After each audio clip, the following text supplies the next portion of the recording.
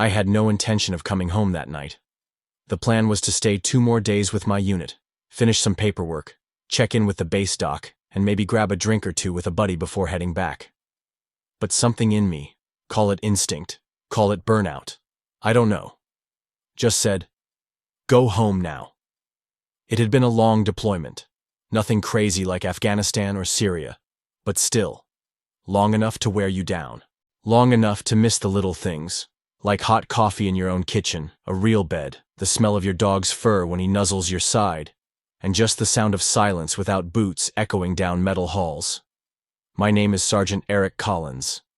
I'm 26 years old, been married for 3 years, no kids, just me, my wife, and Duke, my pit bull, my boy. He's the one constant in my life that never let me down. I don't say that lightly. When you serve, you learn real quick who's in your corner and who's not. Duke, that dog's always been there. The house was supposed to be fine. She had one job while I was gone, take care of Duke and be there when I got back. That was the deal. That's the least you expect from someone you share a life with. So I didn't call, didn't text. I just loaded up my truck after base checkout and headed home. It was close to midnight when I pulled into the driveway. Porch light off. No movement in the windows. The house looked quiet. Too quiet. The first red flag? Duke didn't bark. That dog always barked when he sensed me nearby. Always. Even if I'd been gone a week, a month. He knew. But this time, nothing. I stepped out of the truck.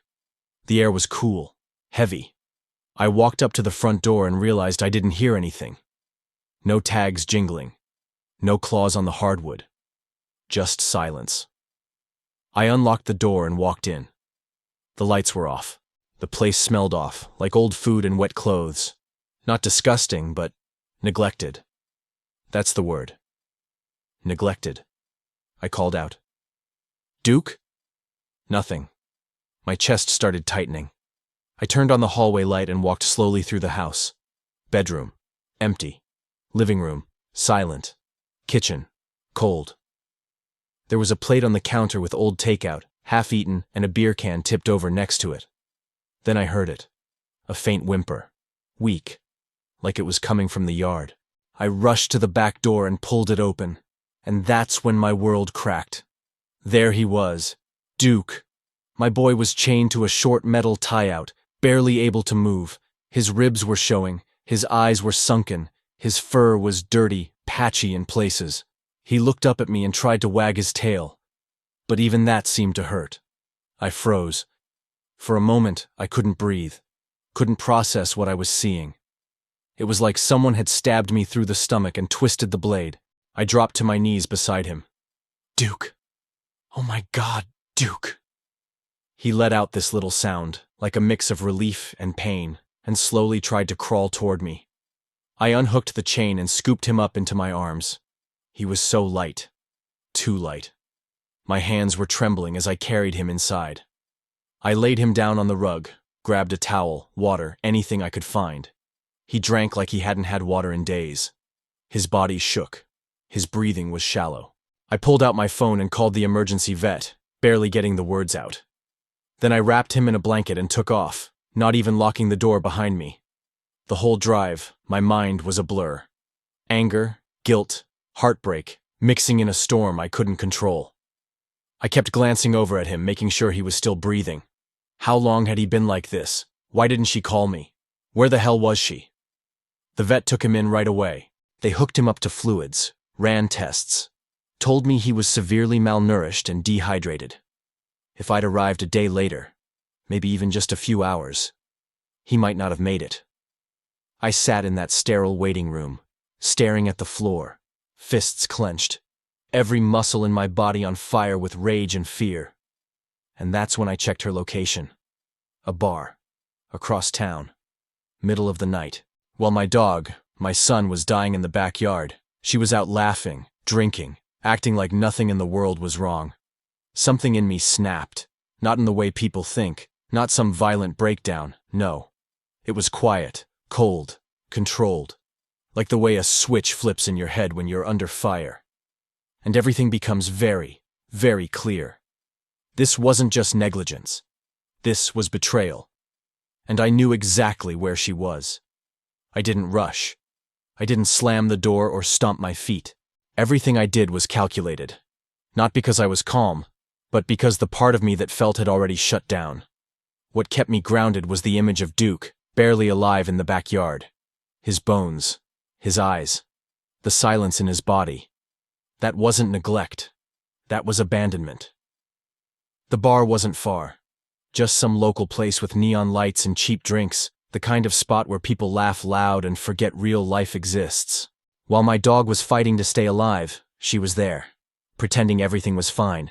That disconnect, that cruelty, it was burning a hole in my chest.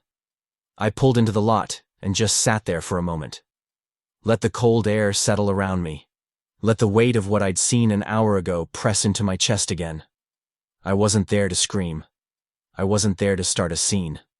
I was there for the truth.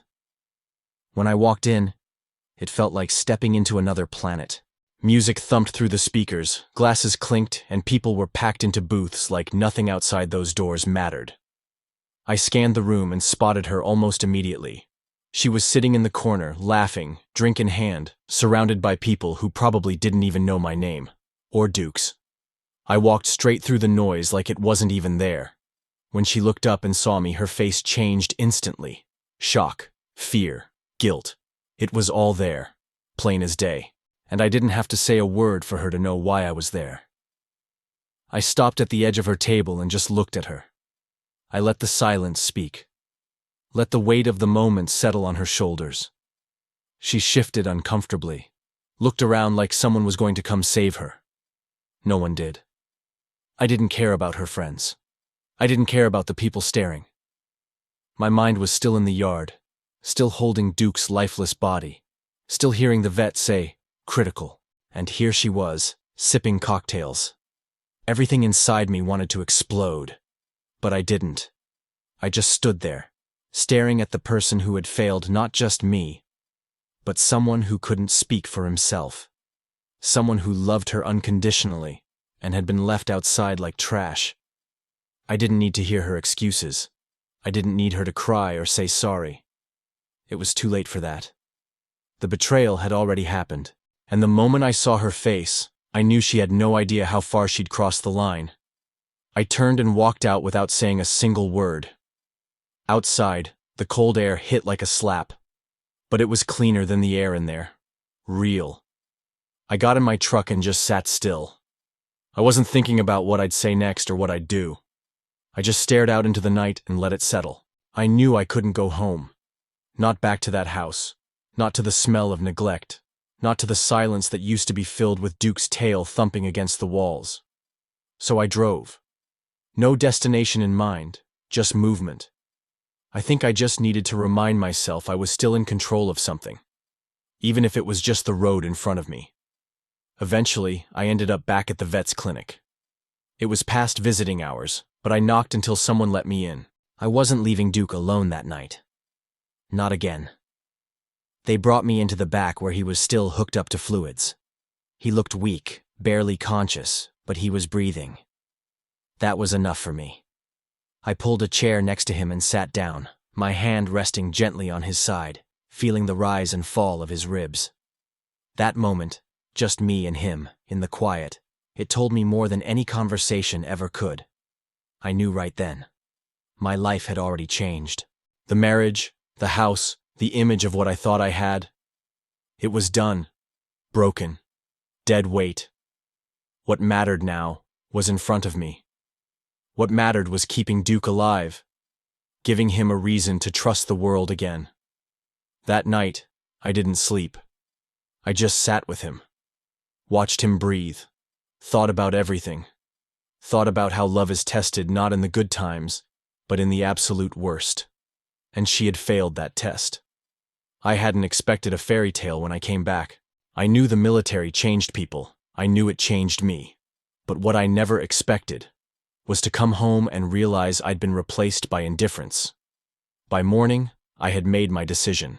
There would be no forgiveness, no second chances, no, let's talk. Some betrayals cut too deep. especially when the one hurt most never had a voice to begin with. By the time the sun came up, I had already made peace with the decision. There was no going back. Some things you can forgive, some you can't. And when the person you trusted leaves your family, because that's what Duke was, to starve and rot in a backyard, that's not something you work through. That's something you walk away from. I didn't even stop at the house. I called a buddy from my old unit, a guy who'd always told me I could crash at his place if I ever needed a reset. He lived on the edge of town, quiet neighborhood, backyard big enough for Duke when he got better. He answered on the first ring, and when I told him I was in trouble and had nowhere to go, he didn't even hesitate. Gave me the address, told me to come straight there, no questions asked. I drove over as soon as the vet cleared Duke to leave. Still weak, still hooked up to a portable IV, but stable. They gave me instructions, medicine, a list of symptoms to watch out for. But mostly, they gave me hope. The first few days were hard. Duke could barely move on his own. He wouldn't eat unless I hand-fed him. Every movement looked like it hurt. But he was alive. And every day he made it through was a win. I slept on the couch beside him, waking up every couple of hours to check his breathing. It felt like being back in the barracks. That same tension. That same readiness to jump into action if something went wrong. Only this time, I wasn't protecting a soldier. I was protecting my own. Meanwhile, I cut ties with her completely. I didn't yell. I didn't argue. I didn't try to explain myself. I just sent a message saying she wouldn't see me again and that I'd be filing for divorce.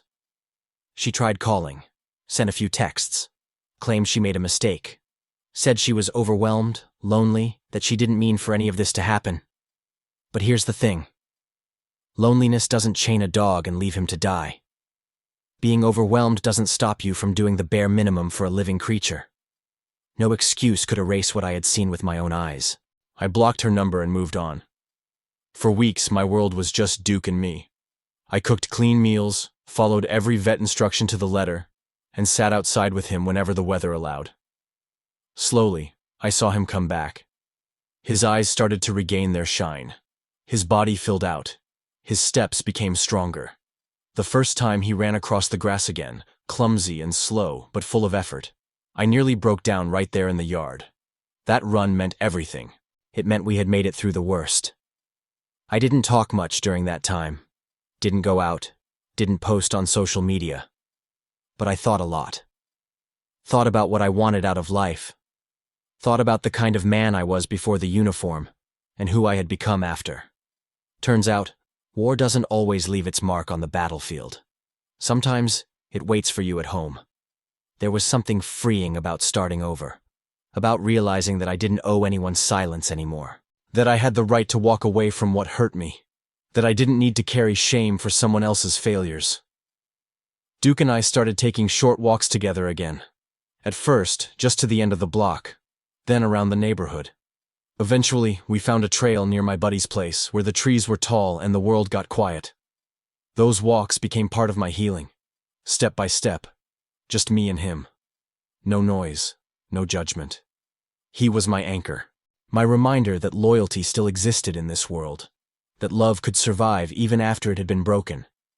And in those quiet days, I came to understand something I'd never learned in all my time serving. Peace isn't something you fight for. It's something you choose. So I chose it. I chose Duke. I chose myself. Healing isn't loud. It doesn't happen in some grand, cinematic moment with music swelling in the background and a sunrise perfectly timed to your epiphany. It happens in silence, in the tiny, invisible decisions you make when no one's watching. For me, it happened in the kitchen, boiling chicken and rice at 6 a.m. for Duke's special diet. It happened when I finally emptied the bag I came home with. The one that had sat untouched since the night everything fell apart. It happened when I threw out a photo frame that used to sit on my nightstand, not out of anger, but because it just didn't belong in my life anymore. The divorce went through without much resistance. She didn't contest anything. I think deep down, she knew. There are things you can't undo, not with words, not with time. I didn't need closure. I'd already gotten it the night I saw Duke lying in the dirt, and she was out laughing like we never existed. I got a small place outside town. Nothing fancy. 1 bedroom, a patch of grass for Duke, and a porch with just enough room for a chair and a beer at the end of the day. It was quiet, and I needed that. After everything, the silence felt like medicine. I took a leave of absence from the army. Told them I needed time. They understood. Most of the guys I served with had seen worse than me. Some of them were dealing with demons that didn't leave bruises on the body, only on the mind. And yet, somehow this hurt more. Maybe because it wasn't the enemy that did it. It was someone I trusted. Someone I let into my world. That's a different kind of pain. I started journaling. Not to be a writer. Not to share anything with the world. Just to get it out of my head. I wrote about the day I enlisted. About my first deployment. About the time Duke sat in the passenger seat of my truck on the way back from base and fell asleep with his head on my lap. I wrote about my marriage. Not just the ending, but the early days too. The good ones. I didn't want to lie to myself and pretend it was always bad. That's not how healing works. You don't rewrite history. You accept it, flaws and all, and then you move forward. Duke started getting strong again. He put weight back on. His tail wagged faster. He started nudging me with his nose when I was late with breakfast. The fire in his eyes returned, and with it, something in me began to come back too. I got a job at a veteran-owned garage, helping fix up old trucks. Nothing glamorous, but the work was real, and my co-workers were solid. Most of them had been through their own mess. Divorces, addiction, PTSD. There wasn't a lot of talking about feelings, but there was a quiet respect in the way we all showed up, did our jobs, and looked out for each other. That was enough. Some nights, I'd sit on the porch with Duke lying at my feet, beer in hand, and I'd watch the sun go down. No phone, no TV, just the wind, the trees, and the quiet. And I'd think about how close I came to losing myself in someone else's apathy. I didn't realize until later how much of myself I'd given away in that relationship. Not just time or love, but the belief that I had to tolerate being second to someone who never truly valued loyalty. I kept making excuses for her, even when the signs were clear. And maybe that's the hardest part, looking back and realizing you ignored your own gut for the sake of comfort. But Duke never wavered. He stayed loyal, even when it nearly killed him. And in doing so, he reminded me what loyalty is supposed to look like. Now, when people ask why I don't date again, or why I keep to myself, I don't give them a long story. I just say, I've already seen what happens when you give your heart to the wrong person. They usually nod. The older ones especially. They get it. The truth is, I'm not bitter. Not anymore. I'm grateful. Grateful that I came home when I did. Grateful that Duke survived. Grateful that I got a second chance, not just at life, but at clarity. There's something sacred about solitude when it's chosen, not forced. It teaches you things no one else can. It strips away the noise and the excuses, and all that's left is the truth, whether you like it or not. And the truth is, I lost a woman who didn't care. But I saved a soul who never stopped loving me. And in the end, that trade saved me too. Sometimes I wonder what would have happened if I hadn't come home that night. If I had followed protocol. If I had stayed the extra 48 hours like I was supposed to. If I had trusted the silence on the other end of the phone. Trusted that everything was fine just because no one said otherwise. I would have come home to a grave. Simple as that. Not an argument. Not a betrayal to confront. Not a choice to make. Just a cold backyard and a hole in the ground. And maybe a quick text telling me Duke had passed away in his sleep. And I would have believed it. I would have grieved. I would have buried him with honor, still unaware that he died alone, in chains, slowly, because someone didn't care enough to feed him. But I did come home. Early. Without a word. And in doing so, I saved 2 lives, Duke's and mine. It's been a year now. Long enough for the dust to settle. Long enough to process everything without that fog of adrenaline and heartbreak clouding every thought. Duke's strong again. Fully recovered. His body healed much faster than mine. He runs across the yard like nothing ever happened. You'd never guess what he went through. But I see it in his eyes. That cautious alertness. That flicker of fear when a loud sound goes off, or when I leave the house for too long. Some scars aren't visible, but they stay, just like mine. I live in a small house now, 1 bedroom, quiet street, enough space for Duke and me. I work during the day fixing engines at a local veteran-run shop, the kind of place where nobody talks too much, but everybody understands. The guys there don't ask personal questions. They can tell just by the way you carry yourself, whether you've been through something, and they respect it. That's all I ever wanted. Every evening I get home, drop my keys on the counter, and Duke's already at the door, wagging his tail like it's the best moment of his day. We take a walk. Long or short, rain or shine, doesn't matter. That's our ritual. That's where the noise stops, where the world gets quiet. It took me months to feel peace again.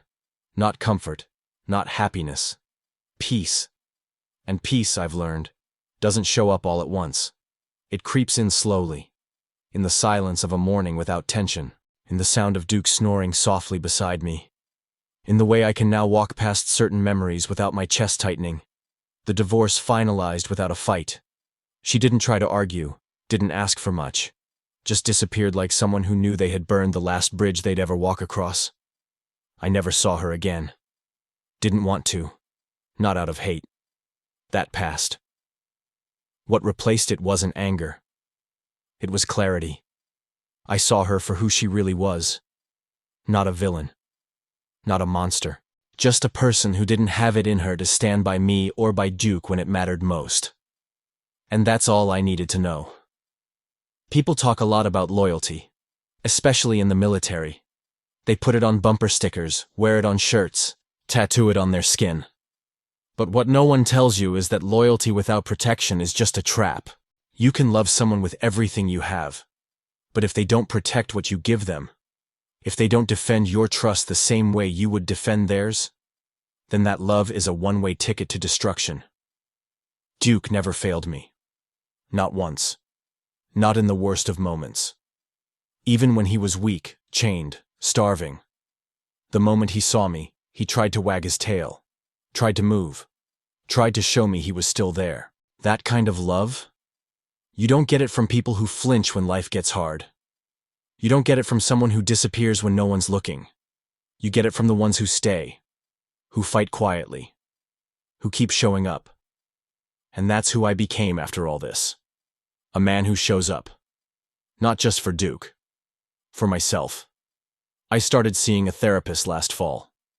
Nothing formal at first, just a VA group. But it helped. Talking about betrayal when the world only wants to hear about deployment is strange, but it matters. Because pain is pain. Doesn't matter if it came from a roadside bomb or a broken vow. Your heart doesn't know the difference. It just breaks. The first time I spoke up, I remember saying something simple. I trusted someone, and it nearly killed my dog. The room went silent. Not in disbelief, in recognition. Turns out I wasn't alone. None of us are. Since then, I've told my story to a few people. Quietly. Not for sympathy, not for attention. But because sometimes the truth has to be heard out loud for it to lose its power over you. I talk. I listen. I keep my circle small and real. And Duke? He listens too. Every night when I sit outside, beer in hand, watching the sun drop behind the trees, he's there, always at my feet, always looking up with those same eyes that once begged me not to leave him behind. And I never will. I don't need much anymore. Just that porch, that silence, and that dog. If you're hearing this and you've been betrayed, really betrayed, I want you to understand something. It's not your fault for trusting. It's not weakness to love someone and get hurt. But it is strength to walk away. To choose peace over chaos. To rebuild instead of bleed. You might not have a Duke in your life. But I hope you have something, someone, worth fighting for. Even if that someone is you. Because loyalty, real loyalty, starts with how you treat yourself. That night didn't just end my marriage.